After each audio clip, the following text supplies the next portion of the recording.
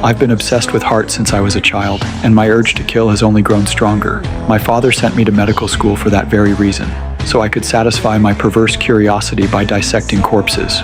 But the cadavers in anatomy class were all drained of blood. Without that flash of red, I felt instantly deflated. One night, my sister and I went to a party. Not long after, one of her friends told me a man had taken my sister upstairs. I stormed up and shoved him down the stairs. I pounded his face with my fists, and when I saw his nose bleeding, I could no longer hold back the urge to kill.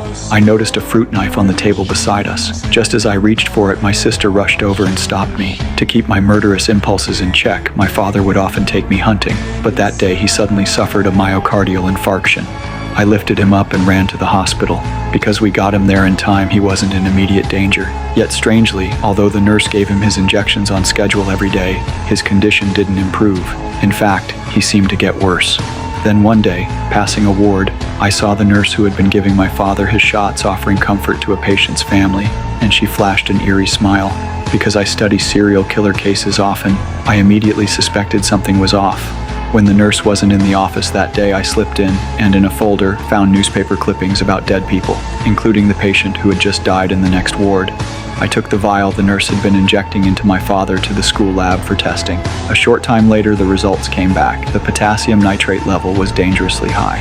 My teacher told me that a single small injection at that concentration might not be harmful, but repeated injections over several days could be fatal, and that forensic tests after death often wouldn't detect potassium nitrate as the cause.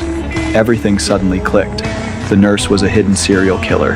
That day, just as the nurse was about to give my father another injection. Wait.